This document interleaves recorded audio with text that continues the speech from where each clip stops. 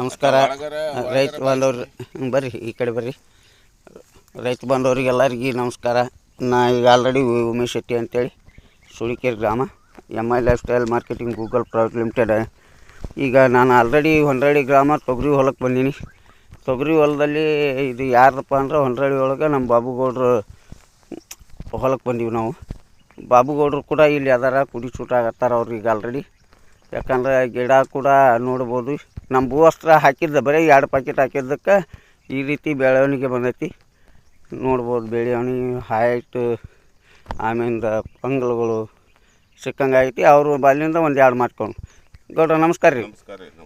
ತಮ್ಮ ಹೆಸರು ಹೇಳ್ರಿ ಗೌಡ್ರ? ಬಾಬುಗೌಡ ಪಾಟೀಲ್ ಅಂತೇಳಿ. ಊರು ರೀ?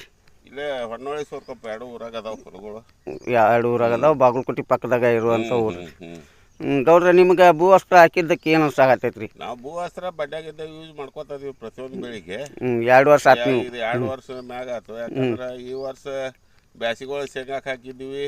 ಮಂದಿ ಎಲ್ಲರೂ ಹಾಕ್ಲಿಲ್ಲ, ನಾವು ಹಾಕಿದ್ವಿ. ಮಂದಿ ಎಲ್ಲ ಎಕರೆಕ್ಕೆ 5-6 ಚೀಲ ಬೆಳೆದು, ನಮ್ಮ ಎಕರೆಕ್ಕೆ 20 ಚೀಲನ ಬೆಳೆದು ಈ ವರ್ಷನು ಒಣಗಿಸಿ. ಹೋದ ವರ್ಷ ಇಳುವರಿ ಜಾಸ್ತಿ ಇದ್ದು 40 ಚೀಲ ಬೆಳೆದು. ಮತ್ತು ಅದನ್ನು ಮನಗಂಡ ನಾವು ಭೂವಸ್ತ್ರ ನಿಮ್ಮ ಕಡೆಯಿಂದ ತರಿಸಿ 1 ಎಕರೆಕ್ಕೆ 2 ಪ್ಯಾಕೆಟ್ ಹಾಕಿನಿ. ಮತ್ತೊಂದು ಯಾವ ಗೊಬ್ಬರನೂ ಹಾಕಿಲ್ಲ ಇದಕ್ಕೆ. ಬರೀ ಸಾವಯವ ಕೃಷಿ ಅಷ್ಟೇ ಮಾಡಿರಿ? ಏನು ಒಂದು ಯೂರಿಯಾ ಹಾಕಿ